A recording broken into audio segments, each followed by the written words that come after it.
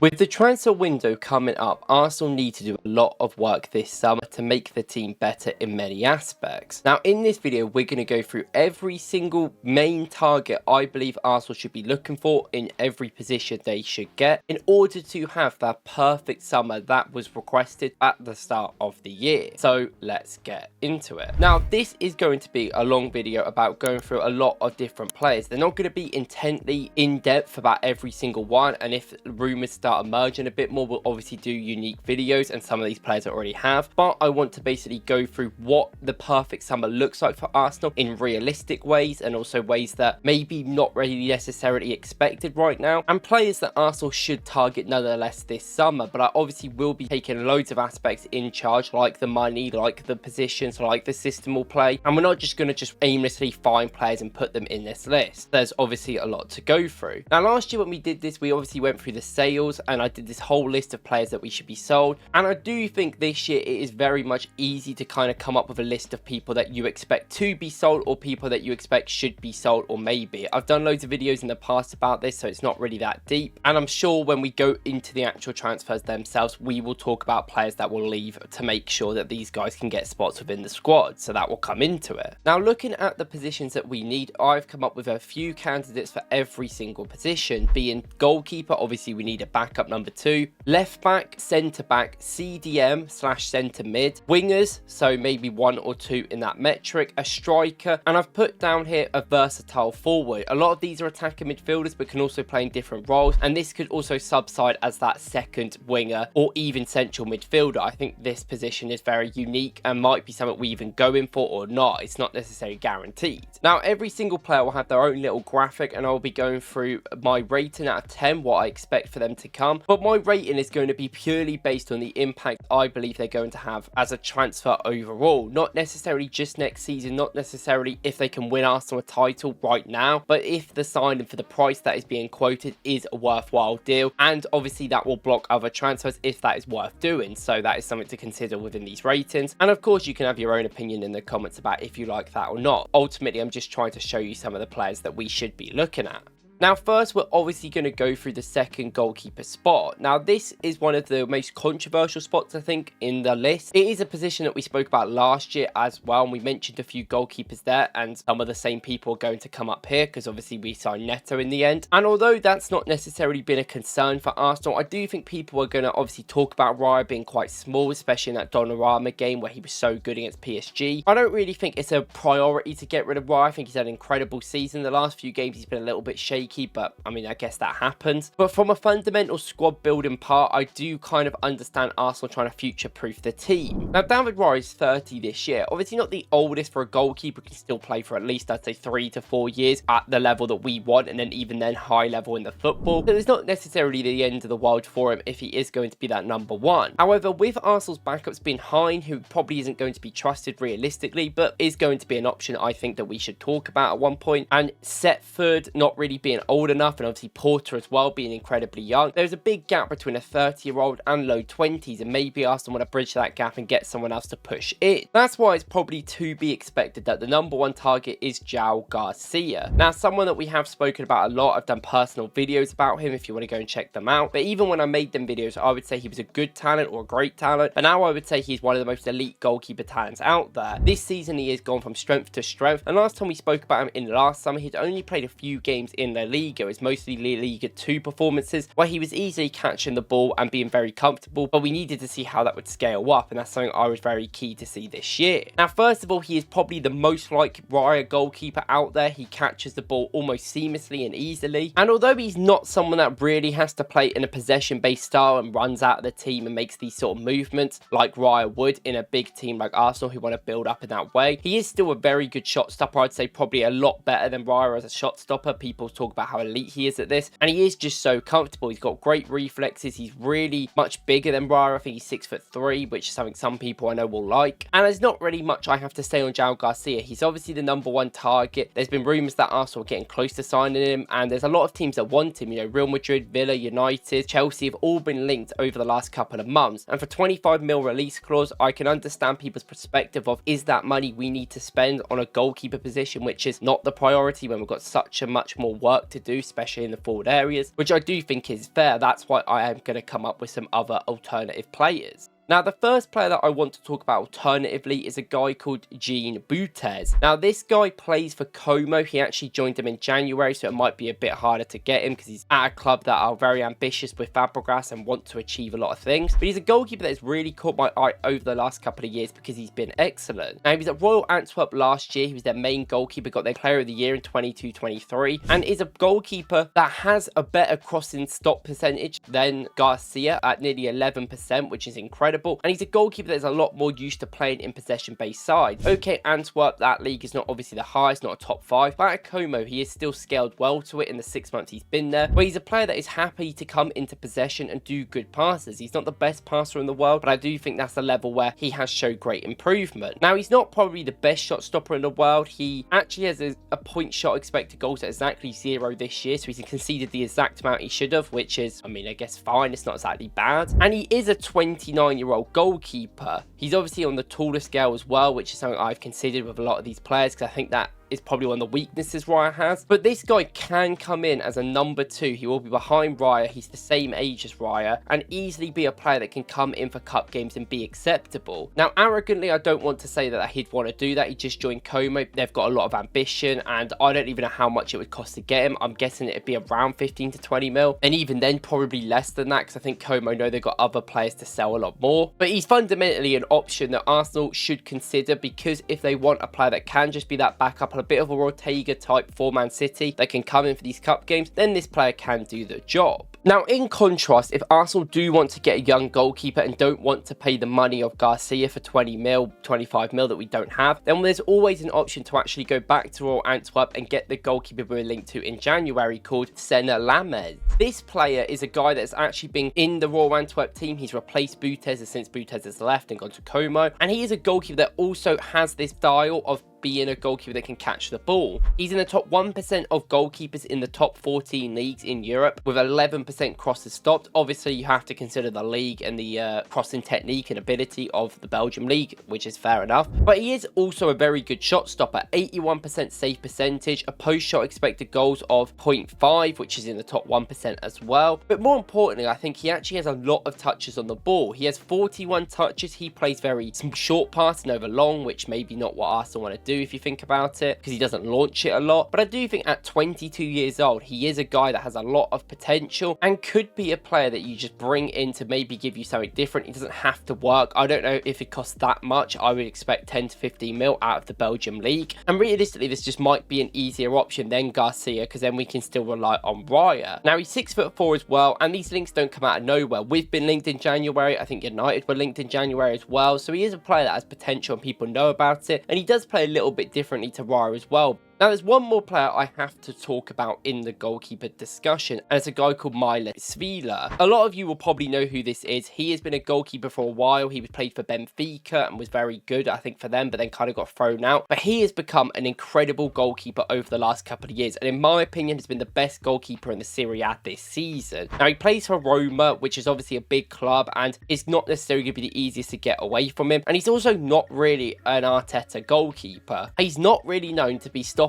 crosses all too much. I mean, he has 7%, which is not the worst at all. Like, he isn't awful at it, and he still has a lot of impact on touches, but yet again, very short passing, not really a launcher goalkeeper compared to Raya. But this guy is an out-and-out shot stopper. He concedes 1 goal a game, which is one of the best in Europe statistically. He has a 78% save percentage, which puts him in the top 4% for the top 5 leagues, and his post-shot expected goals is 0.29 plus, which is really good in the top 9%. And the thing is with him, you have to consider he is 25. He's in that middle age between Raya and maybe a Setford, which we need. And he's also a goalkeeper that has played in the top league for Roma this season and been very successful. Now, I think that this keeper is probably incredible and deserves to start other ways. And I don't think that coming to Arsenal as a backup player is going to be what he wants to do. And I don't think he should do that either. But with his market value being only 15 mil, obviously they probably want a lot more than that. And we know what Roma are like, especially at selling keepers with Szczesny and Alisson as well. But he is incredible talent. talent, and not someone I expect Arsenal to go through, but someone that I do expect can be great as well. Now, that's the 4 goalkeepers that we're going to suggest here. There is other goalkeepers that obviously a lot of people have, but I can't go through loads. And I think in this position specifically, it's quite obvious that we are going to get Garcia. I mean, the links recently when I'm making this video are that it's almost done. And you can say what you want about it, but ultimately it makes a lot of sense. We just need to be careful with the finances in other positions, but I'm not going to hate it. He is an outstanding goalkeeper, one of the best goalkeepers in Europe, and go and watch my video about it if you want to watch more.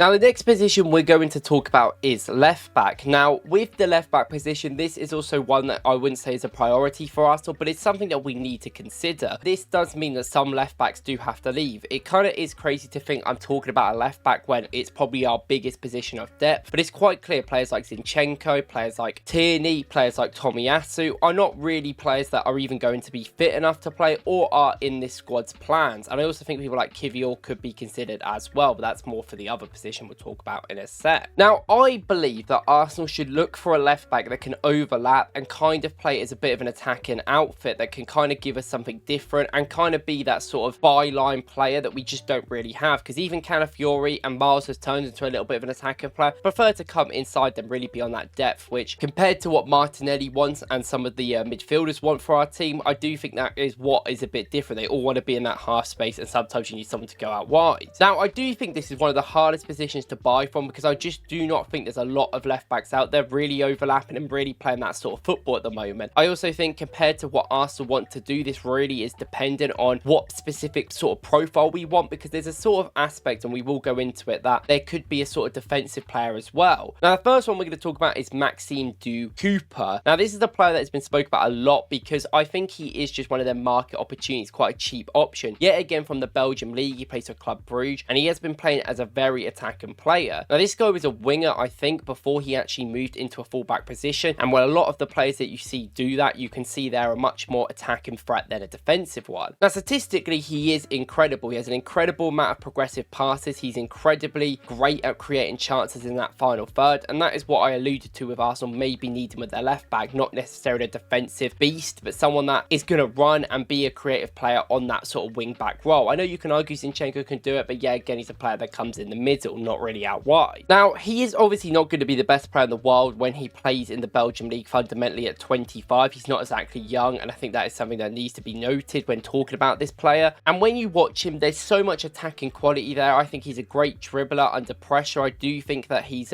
very good on the ball because he clearly has the height and the strength to be able to physically impose on people, but there is real problems with him, I think, in defensive areas, in transition. I think he gets really lost, and he sort of is a little bit too aggressive. He sort of doesn't have the sort of technique to tackle properly, so he just runs into people, which is becoming a real problem for him and will do when he moves to a bigger club. Now, personally, for a fee of around 20 mil, I really don't think it's still the worst option, but it is not really like Arteta, and we have to consider this when we talk about these players, that they're not going to consider a player that is in low-key a little bit of a fun player that is a bit chaotic, and it's not going to give you that defensive solidarity. Arsenal want a solidarity, then have that attacking presence on top, but he's just not got that ability to really keep up right now.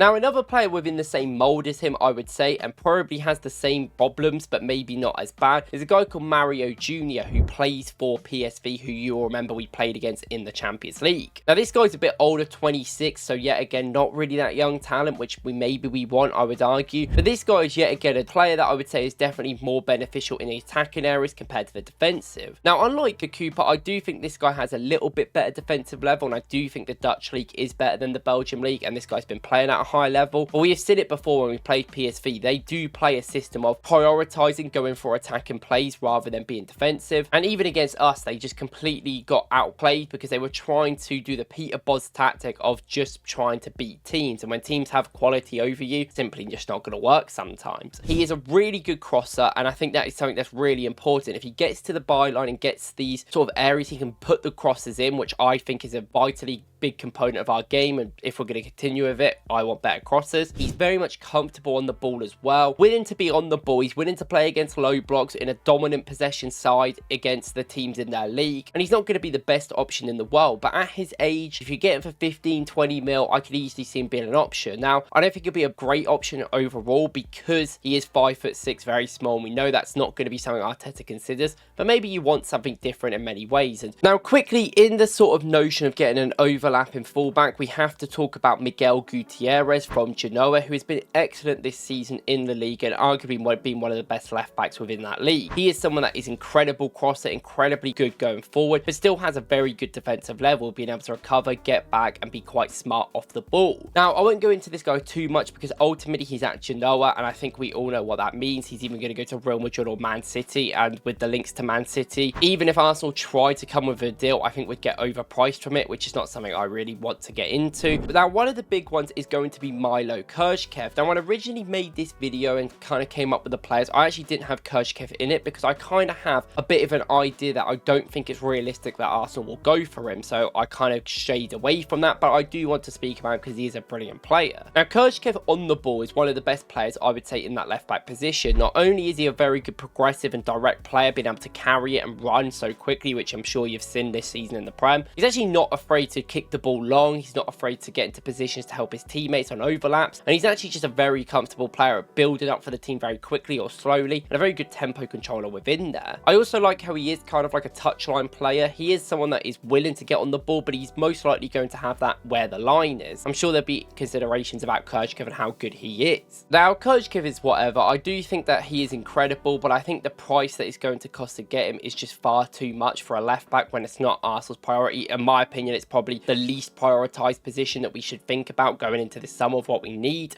So I don't really think that the 40 to 50 million euros that has been quoted for him by Bournemouth is actually a very fair shout. Now, last left back I want to talk about is a player that's completely different to all these others and actually could be linked with the centre back role next as well, so we can kind of put them together, and that is obviously Yoel Hato. Now, Hato's a player I've been speaking about for a very long time. I made a video about him about 18 months ago when he became the captain for Ajax in one game, and since then I'd say he's gone from strength to strength, even if Ajax haven't as a team overall. A much different player than these ones. He is a player that can really facilitate in left centre back and left back rather than being that wing backy type which we were talking about, and if he was to come in, he would probably be for Kivior, I would say, and be that replacement there where he can back up for Gabriel, come in for games, and also play left back. It would also give an opportunity of Miles to play in midfield and be a backup there as well, so it definitely could be an option. Now, he's quoted at about a 50 million fee. He's physically very strong. He's obviously incredibly technical on the ball. He's from the Ajax Academy, and maybe you would want your own Timber on that left back role. I definitely think in some games that would really help. However, I just do not think Arsenal will prioritise spending 40 to 50 mil on this position. Maybe you can argue they should. At this guy's age of 18, he's clearly a leader, clearly dedicated. Maybe that's a player that Arsenal need to get in, but I do think it's a shout and he's a brilliant player. And if you want to see my video on him a long time ago, go and watch that. I've done videos about him loads. Now, that does leave us to the centre-back position. Now, in the centre-back position, I am personally looking at a backup player. All these players that I've mentioned here aren't players that you are going to see dislodge William Saliba and Gabriel, and a lot of these are right centre-backs because I believe we need a backup there, but some of them can easily play on the left if you needed to, so something to think about. And obviously, with the news that Arsenal have offered Saliba a new deal and they're finally starting negotiations and he's happy, hopefully we can get him on a new contract, which kind of solidifies that we don't need another right centre-back starter for a while at least. Now, the first player is obviously going to be Christian Mosquera. Now, I did a short about this guy a few days ago, so I would go and watch that if you want to get a little bit more tactical details, I would say. But Mosquera is obviously a guy that has been linked this week, so he's obviously on this list for a reason. Now, Mosquera is a very interesting prospect. He hasn't been the most exciting player, I would say, for Valencia overall. They're not the best team, I would say, and we never know what Peter Lim is doing from a recruitment standpoint. It's always a bit funky, but he is the Gabriel to the Saliba. He is a very much not a Rolls Royce defender. He is a big guy, a physical guy, and will just crush into players. The best attribute he has is he's really quick, and this allows him to stop gaps very easily. He is able to push out from the defense and intercept quite quickly and get out of position, and obviously this is going to be risk and reward at his age. He's not always going to get this right, which is fine, and often a lot of the time as well, when he picks the ball up in these positions and gets it quick, he is not someone that is always thinking about a straight pass. He can carry the ball a little bit well, and I do think it's an attribute I've seen enough from him him to improve on. And he's very comfortable with possession, a lot of the time just passing the ball around and tempo controlling. I like how he has a switch where he can go really attacking or not, and I love that. I think Arsenal need a player like that. Now, at the age of 20 and for 18 million euros, I think this is a signing Arsenal need to make more of. We need to make some backup signings around 20 to 10 mil like we did with Jorginho, Trossard, Kivior, and these players I would say have been a very good servant of the club. This guy isn't going to start anytime soon and can easily play in the cup game to get more experience and get better. And in an age where you need to have two good players for every position, and we've seen this year with the amount of injuries we've got, I think this is smart. And I think more importantly, the way that he plays, being the sort of Gabriel aggressive type, is something we are missing on that right hand side, because I wouldn't argue Ben White is that either, to be honest. Now, other players also do that. Jeremy Jacquet is the guy that I have been talking about for a very long time. Now, it's just typical of France and Ligue 1 in general to bring brilliant defenders into football. They do it all the time. I think if you're going to look for defensive cover and defensive players that are cheap, go to Ligue 1, because the amount of quality that the French league still has from an individual perspective is definitely up there. These academies are incredible. Jeremy Jacquet is definitely one of the next starlets, I would say, within that level. He is a defender that has taken the league by storm this year. He's not played too much in Ligue 1, but was brilliant in Ligue 2, and is just such a comfortable player within the restraints that he has. Now, this guy is also a very aggressive type. That's why I kind of allude to Arsenal needing that. He makes 2 tackles per 90. He makes 2 interceptions per 90, which is in the top 1% in Europe. 4 clearances, 2 aerials, 1. He is everywhere all the time. He's a big guy. He pushes people off the ball. He's great in behind. When he's behind the player, he can get his foot around because he's quite tall as well at being able to cover the ball. And he has this sort of lankiness to him, but this physical nature as well. In the age of 19, I think there's a lot of potential here. And what is quite interesting with him is that he plays for Rennes, who aren't the most possession-based style team in the world, at least from their centre-backs. He does not have the most amount of touches per game, doesn't have the most amount of pass completion either. But every time he has the ball, he makes great progressive numbers. He has 4 progressive passes per 90, is nearly a progressive carry per 90, being comfortable with taking the ball up, and 0.5 successful take-ons. He is willing to run at players and take them on, which is such a big ability that footballers need nowadays within build-up and being press resistant to get you out of that block. I do think this is a guy that Arsenal should be considering. He's 19, he's going to be very young. He's around the same age as Mascara, because I think he turns 20 soon. But obviously, if it is Mascara, I'm not going to complain. But I just love Jeremy Jacquet. If you've watched him, you will know.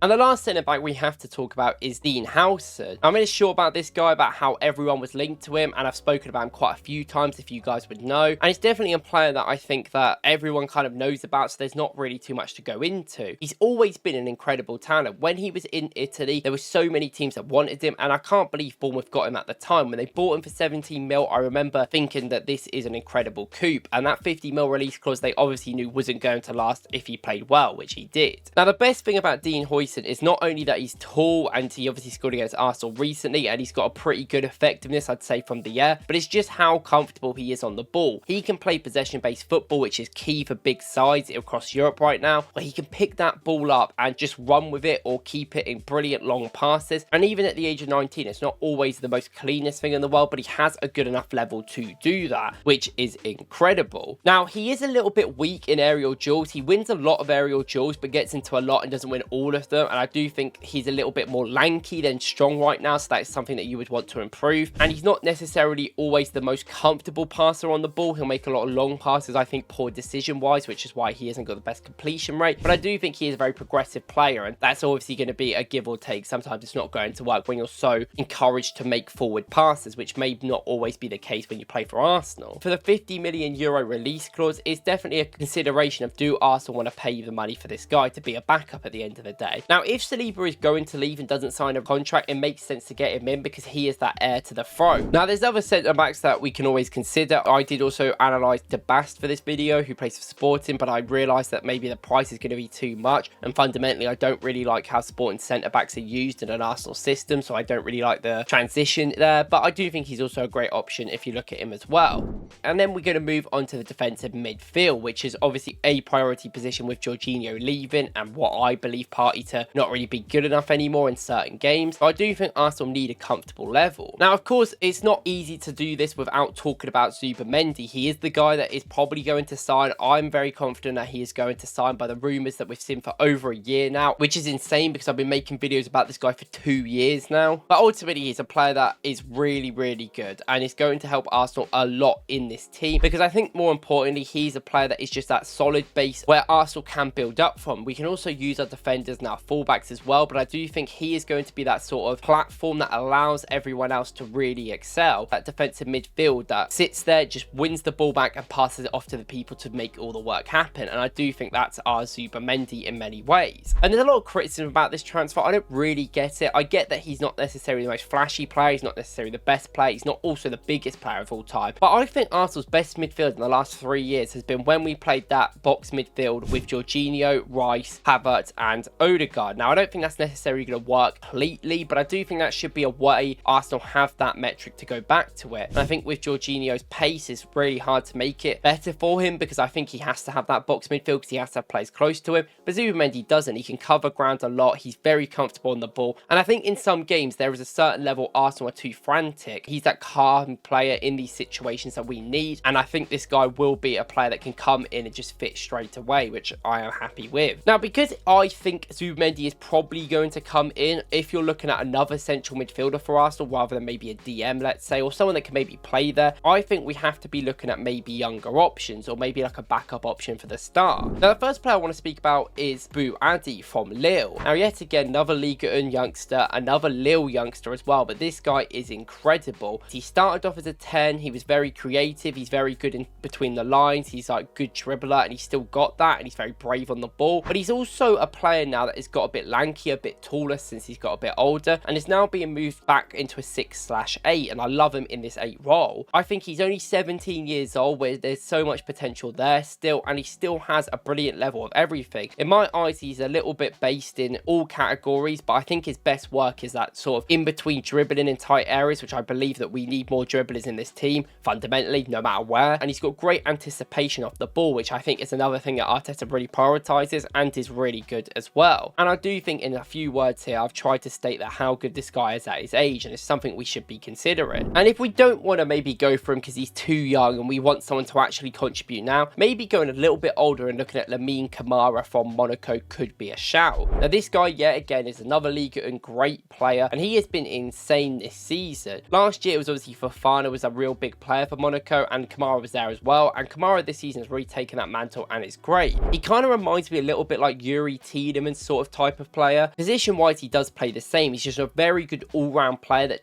fills in the gaps in them central midfield spots that can do a job. He's a decent enough tackler, he's a decent enough progressor of the ball, he's a decent enough creator. I do think this guy, I will say, is probably better just outside the box in that final third area. Maybe a little bit like a Marino-esque type, so maybe you don't want that with Marino, but I do think this guy's a lot more progressive. He's not necessarily as strong, but he has showed strength in the past, and at 21 he has real potential. He's got a brilliant engine on him as well, and he's been incredible this season for Monaco. At a market value of 20 million euros. I'm not sure how much he would cost. I don't know how much Monaco really sell players for. I know Thiago Square can be very good at getting good fees for players, and I'm not sure if I necessarily see where Kamara can fit in the team right now, given the amount of midfielders that we have, but I do think this is a player that we should definitely be looking at least this season or next season, dependent on players that sell and leave the club. And of course, there's other players in these roles, because this isn't necessarily just a DM position. This is arguably a central midfield position as well. You've got Lucien Aguame, who's obviously been a player that people have spoke about before. There's also Enzo Berachia as well, who's also a brilliant player in La Liga. But the problem with him is that I think he's an incredible player. He is basically a little bit like Zubimendi in my eyes. There's no point in signing both of them, and I think Enzo would be a good replacement if we're not signing Zubimendi. Now, despite I think midfield being very important, I think Zubimendi coming in is one of the priorities that we have within this summer. No doubt about it, the priority right now is buying wingers and strikers. It's forward area players or even attacking midfielders. midfielders. Now, I have got a list of a lot of players. Some of them are wingers, some of them are more attacking midfielder types, some of them are more strikers, and ultimately these are the players that we need to consider. I will say going into this that finances are a big thing about this. Some of these players are going to cost a little bit cheaper and expensive, and I'm going to give a whole wide range of players that we could potentially buy in different categories, but also there has to be a connotation that a lot of these players have weaknesses. Now, first of all, I'm going to go through the wingers that I do not think Arsenal should sign given the situation. Now, the first one is going to be Rodrigo from Real Madrid. Now, Rodrigo is a player I have a lot of sympathy for, and I've had a lot of sympathy for over the last couple of years because he is clearly a left winger. He's not as good as Vinny, he's not as good as Mbappe, so he's been pushed out on that right wing spot for a long time at Real Madrid and kind of made to work it. And even against us at the Emirates, he clearly just didn't know how to press, even though he was trying his ass off to do it. I just think he couldn't figure it out, which is not something he's had to do before, especially on the side I don't think he's the most comfortable on. I think Arsenal need elite dribblers, and I think out of all the players we're going to say, you could argue Rodrigo is the best dribbler amongst them. He's definitely up there as one of the better ones. He's good at really carrying that ball as well, and he's confident. He'll take people on a lot of the time, which Arsenal need. Now, the problem is Real Madrid have now come out and willingly said that he is not part of their team and he's willing to leave. They want around 100 million euros, and it's been quite clear that Real Madrid want to sign either a Howson or another centre-back, or just experiment with their team because Xavi Alonso is coming in and they obviously need to make big reinforcements. Now, I don't think Rodrigo is anywhere near a £100 million player, and even a £70 million player, I don't think he's deserved at the moment. Maybe a 40 to 50 mil. He gets around 2.5 shots per 90 in one of the best attacking teams in Europe, bear in mind, or at least on personnel wise, which is not enough shots within that squad that I would want in my team. And at the age of 24, it's not exactly like he is the youngest player in the world. There's players a lot younger that you can probably develop in different ways, which he simply just doesn't have within his game style. And I think at that age, if you're gonna get a player for that amount of money and who isn't going to be the best presser or best defensive aspect, then you want them to be the most outstanding winger that we would have, and he just wouldn't be. He would be behind Saka easily. Next few players are going to be players that should be signed, but alongside someone else, more importantly. Now, the first one is Jamie Gittins. Now, we made a short and a whole video about him literally last week, so I won't go into him too much here. But even in that video, I said that he's an elite dribbler at his age, probably one of the best in Europe, which we need. But he has so much like Martinelli in his game, like going to the byline and crossing the ball in aimlessly a lot of the time and not really looking up in that moment, even though he is a much better dribbler than Martinelli and does look up. There's obviously weaknesses in his game. He's 20 years old. He's not even starting for Dortmund right now. But at 35-40 million euros, I really don't think that's the worst price in the world for a player. If Arsenal are in this win now mentality with Berta, and I personally think that we need to be buying players that are good backups as well, who are younger, but also main players, he is not a player that is going to necessarily start over Martinelli every week. So we have to consider these big things, but I still would be happy with the signing, but has to come in with another winger in my eyes, not talking about striker here. Now, another player I've got on this list is a guy called Amora,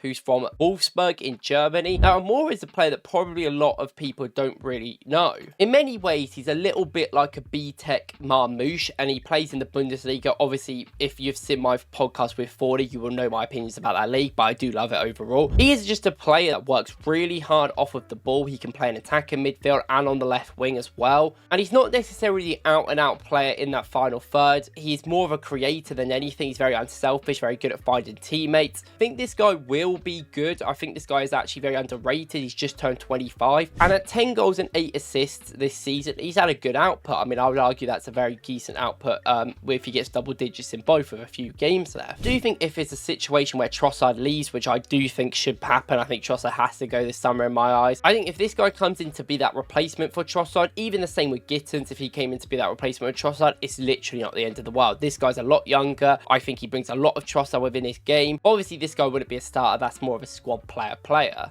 Now, next, this player I'm so unsure about, and my opinion changes every single week about it, so I'm just going to mention him here and then move on quickly. But it's obviously Rafael Leao. Now, some people will talk about Leao like he is the best winger in the world, and I think 2 years ago there was arguments to say he was definitely the best left winger in the world. He was incredible. Now, there's definitely problems outside of the game, and I do think a lot of the problems he has is a mental side to it, more importantly. And I don't think anyone doubts the quality that he has in the game. He has that ability to be that counter-attacking player to run past half a team. And even this season, he doesn't start for Milan a lot, but he comes on and just is that impact in the final third. But he's not doing it consistently anymore. And I don't think he's not doing it consistently because he's bad. I just think of a mental part of it, and I just think he necessarily doesn't have that same love for Milan like he used to, and doesn't really seem to like care about the new managers coming in and the situation at the club, especially when they're not competing at that elite level at the moment. I think he is quality-wise probably the best winger out there, but I just do not know if he's going to work from the pressing. The pressing is a concern. I know it's overspoke about. The off-the-ball work is a massive concern as well, and how he is physically in duels kind of, it concerns me a lot of the time, because I do think if he isn't up for it, he will just get pushed off the ball and not really care. Obviously, if the money's right, fair enough. He's on a big contract. I think Milan will let him go, but they still want money because they know they can get some out of it. If you want a world-class talent, he is there, so it's something to think about. The wingers that I do think are the most realistic that Arsenal will get, however, and the ones that I think are probably the best. So we've got obviously Nico Williams. We've done about 20 videos on this guy and we spoke about him loads. If you want to see my opinions, go and watch my videos. You'll see my rating down there anyway. But obviously, I think he will help the team a lot in terms of dribbling. He is very raw. I know everyone says that. And maybe in many ways, he's a little bit like Martinelli, not always playing the best, but just because he has a few bad games doesn't mean he's a bad player. And I do still think undeniably one-on-one and dribbling wise, he would bring a lot to the team. You've also got Semenyo as well, because he is a player that obviously, like Williams, can play on the left, can play on the right, a little bit like Gittins as well, which can be a brilliant attribute I think Arsenal need. Very direct player, very strong, very physical, beefy, will take people on in duels, which Arsenal needs, and he's very quick at getting shots away, which is also something we need as well. He has played for a very counter-attack and transition side. A lot of these players have in many ways, but I think out of any of them, Semenyo the most, so you've got to consider that. And considering they want around 70 million euros, which is the rumours, or pounds I think it is, for Semenyo, I wouldn't pay that much money for him. I think there's better options out there if you're going to pay that sort of money, because I think if anything we should just buy two wingers then. But I know a lot of people like Semenyo. We spoke about him loads before. Now the last thing I want to speak about is Lookman, because I haven't really spoke about Lookman in a while, and in so many ways I just forget about the quality that Lookman has. Now at Atalanta, the entire time there, he has been incredible. He is one of the best wingers in the world in my opinion on the left. He is direct. I think finishing wise, he gets around 3.5 shots per 90, which is a lot, which we need, but his shots are always seem to be high quality. I would say he would come in and probably be our best finisher, maybe depending on the striker we buy, and I think he's a final third elite player. I mean, he has 0.74 non-penalty goals per game, which is in the top 1% of players in Europe. He has 19 goals and 6 assists this season, and you could argue it's not been his best year. Last year was better, and even the year before he was incredible. He's just so good. He scores more than he should because he's an incredibly elite finisher. He's an incredible dribbler around tight edges and getting into them half spaces just outside the box as well to get shots away, and he loves picking the ball up as well from deep and helping and progressing that ball. Yet again, he's not someone that is going to defend his heart out, and that's not necessarily what you want from him all the time. Like I said, we've still got Martinelli, not the end of the world, and he's not someone always the most successful in take-ons. This is something he actually struggled as well in the Prem, where he tried to go past someone and they kind of like pulled him or pushed him or kicked him. He's not really got that strength level really to compete in them sort of physical battles, which does worry me a lot in the Prem. Lookman's on a little bit of the smaller scale, so it might be a little bit more difficult for him. And given the situation around Atalanta, they've been willing to let him go. Gasperi's come out, they kind of fell out, but he's still playing. It seems like out of all their stars, he is the one that they're willing to like move on from this summer and let kind of flourish. And he's 27, he's in his prime, can be really good still, and I do think it's a consideration. And if you want him to be your number one choice for Arsenal, I absolutely do not hate it. I'm just not sure if Arsenal will go for it personally.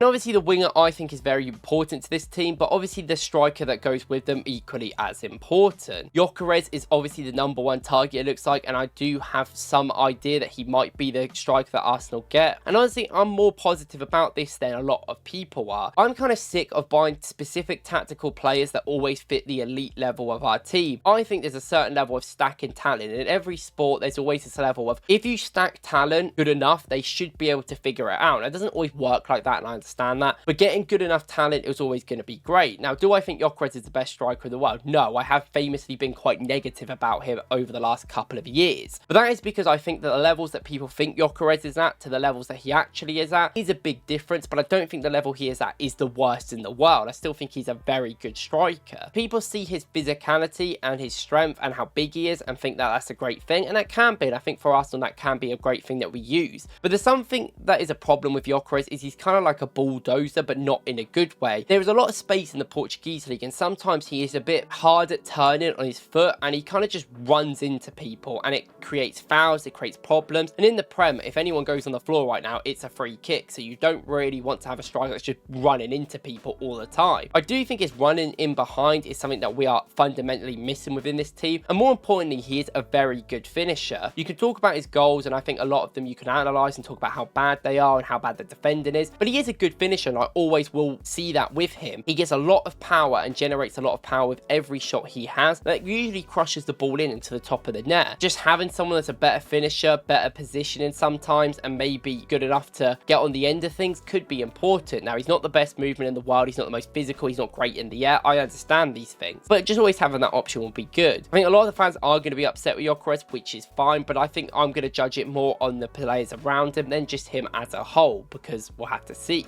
Now, of course, the other players linked is Šeško. We've gone on about him loads, and I like Šeško, and I think he'd be great, but the idea that Šeško is going to come in and score 20, 25 goals next season, I think is kind of misinformed. I don't think he's anywhere near that level at the moment, and if you expect Arsenal to win the league next year with Šeško carrying us, I don't think that's going to happen either, so maybe a bit of awareness there, but he is still a great player and obviously would help us a lot more tactically. Ekitike is another one we've mentioned before. Now, I've kind of gone off him a little bit because I think he actually benefits more in space than even Gyökeres does in many ways, and I don't think we play like that, and I actually think Liverpool would be the perfect place for Ekitike to go. I think physically he's a bit lean and not really strong enough for Arsenal as well, and I do think there's a long way for him to improve. I think now the last one that's obviously been spoke about the most is Alexander Isak. Of course, he would be the 10 out of 10, the perfect signing, the best signing that we could possibly make, but that would be at the expense of a lot of the other players we spoke about, maybe a winger, maybe a midfielder, which I just simply failed to see Arsenal doing, for one, and two, needing to do as well. I would rather get a striker that's good enough like Gyökeres or a Šeško than spend the amount of money you have to spend on Isak to come in, and I know that is harsh. Isak is one of the best strikers in the world, and I personally think he is the best striker in the world, especially all round, and would help us not even tactically, but he's just elite player. Just you get them elite players in when you can, but I don't think we can right now. I don't think the finances are right. I still think he's going to be there. I don't think Newcastle will be able to sell him because I think every team will kind of have the same idea, and there has been murmurs of Šeško going to Newcastle, so maybe something's happening there, and I think that we should try for Isak. I think we will try for Isak this summer, which is fair enough, and then go for one of our backups if it doesn't work, but I do think that's very unlikely to happen overall, but obviously we all know how great he is. Now, some quick fire players that obviously are there as well is Delap. Delap's been spoke about a lot, and obviously that 30 mil release clause we think is active is obviously big. I think a lot of the concerns you probably have with Gyökeres is a little bit similar to Delap, but at least he's Premier League experience and he's at least a lot younger, but Delap is not good enough to start for Arsenal in my opinion right now. Like, he would have to wait a little bit of time to come in, but I don't really think that's what we need right now. I think we have enough options. We just need better quality rather than quantity in them positions. Now, two rogue shouts I'm going to go for. One of them's not really rogue, is Osimhen. I think Osimhen is probably the striker that fits Arsenal the most in the world. He is a guy that is dominant in the air. I'd say he's probably one of the best players in the box, being physical, movement wise, just an absolute menace that is just hard to defend, and ultimately with the amount of times that we cross, I think he'd be our best player. The problem is the rumours are that he wants around 380k per week after tax, because obviously it's different in this country to Italy, and I think that's one of the reasons why a lot of teams have been put off him. Also, apparently some of the interviews that Arsenal have with his agents have been a bit of a mess, which ultimately we can't afford to be paying over 300k a week for any of these players right now, so maybe that's a reason why they're getting Gyökeres in as well, because he could want a little bit less wages. Player wise, other than Isak is the second best player, but I just think the money makes it unlikely. My last one I'm going to mention is a controversial one. It's going to be Darwin Núñez, player that obviously I said I like. I mean, I was a bit weirded out by the transfer rumours that we had when they came out in the deadline day a few transfer windows ago. I like him because he creates chaos. I think he gets a lot of shots away, and I think he does things. I think Arsenal right now don't have any decisive players in the final third that do too much, and they're not really forcing the actions as much as I would want it to, which Núñez is. He isn't the best finisher in the world. He's insanely frustrating to watch, and I understand that, and he's not foolproof at all, and I think it would cost way too much to get him, but I still think he'd be a funny player and good player for Arsenal, and I think he'd actually be one of them Havertz signings that ends up kind of proving people wrong.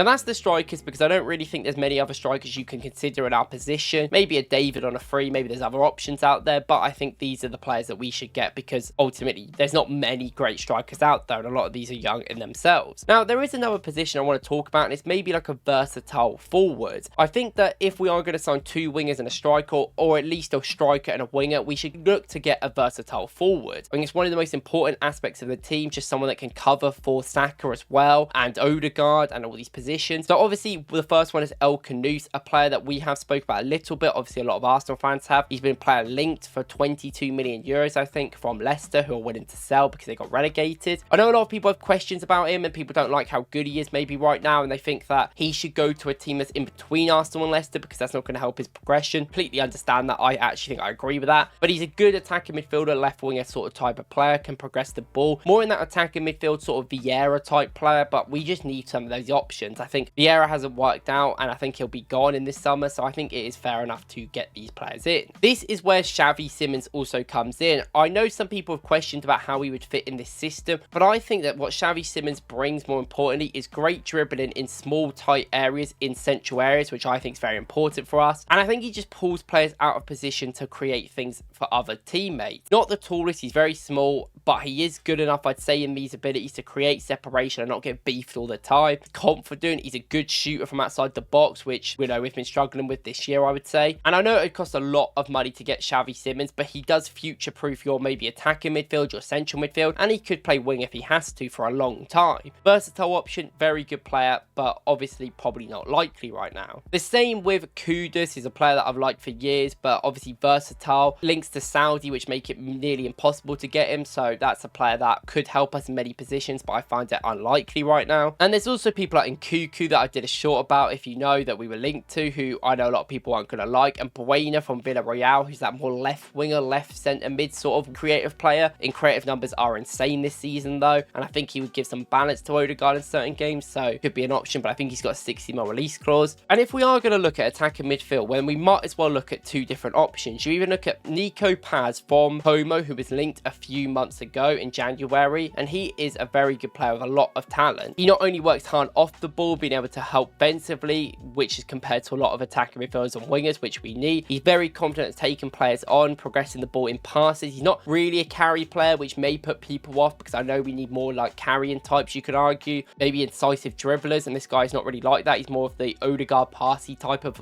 deeper player. He's also 20 years old and can easily improve and probably be willing to sit on the bench as well, which is something that has to be considered for these players. And he's 6'1", so the height is there as well, so Arteta should like him. So I do think he would be a great shout.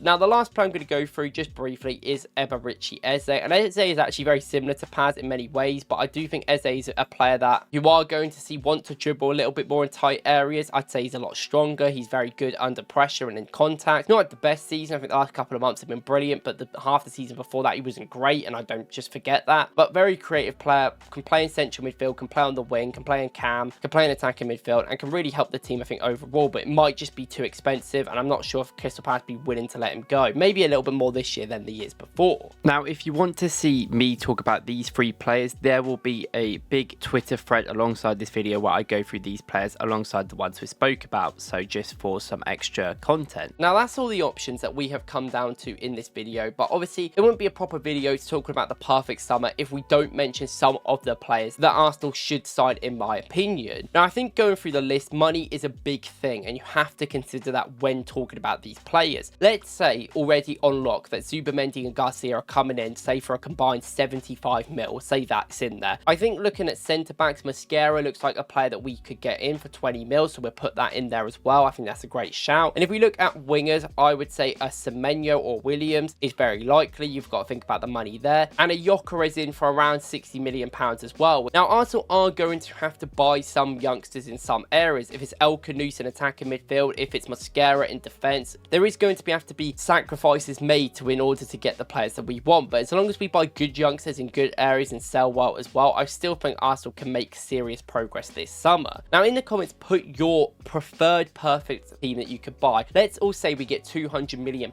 and make the team out of the players that you think that you can buy. Now, this has been a long video. I appreciate you guys for watching till the end. It means a lot to me. Thank you guys for watching. I appreciate you as always. I'll see you in the next one.